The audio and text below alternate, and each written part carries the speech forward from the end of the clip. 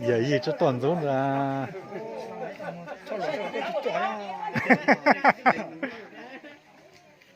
À đoàn vào đây đi. Vào đây đúng rồi. Nhà thì đi. Bắt tay. Còn không đi. Ngồi về, ngồi về. Ôi. Đứng đây việc lâu. Quay.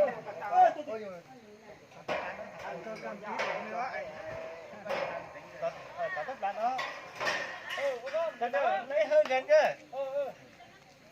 Sao là lấy mặt chứ, đừng lấy đi.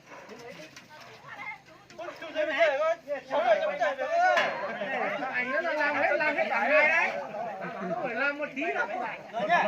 Anh có làm cả ngày. Có thứ ba cái thịt khác. Ừ.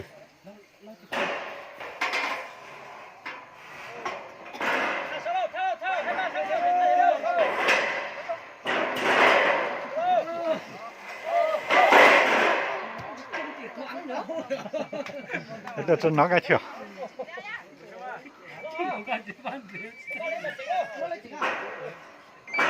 Đấy.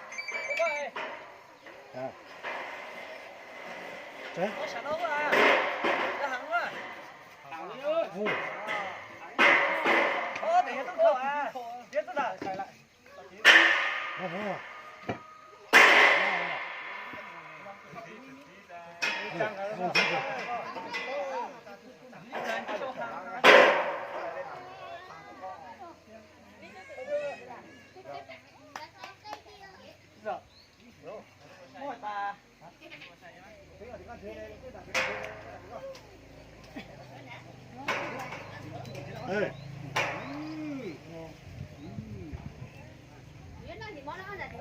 Nên chỉ mới vui lò.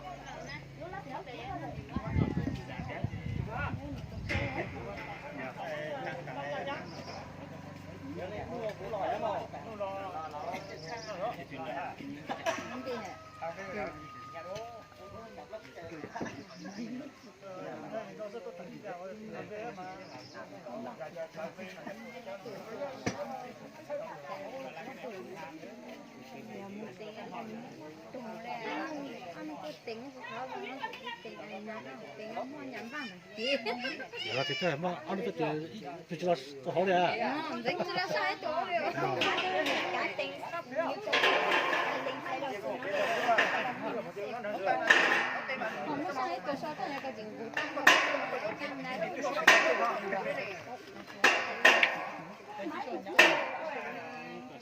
Đi chơi đi chơi.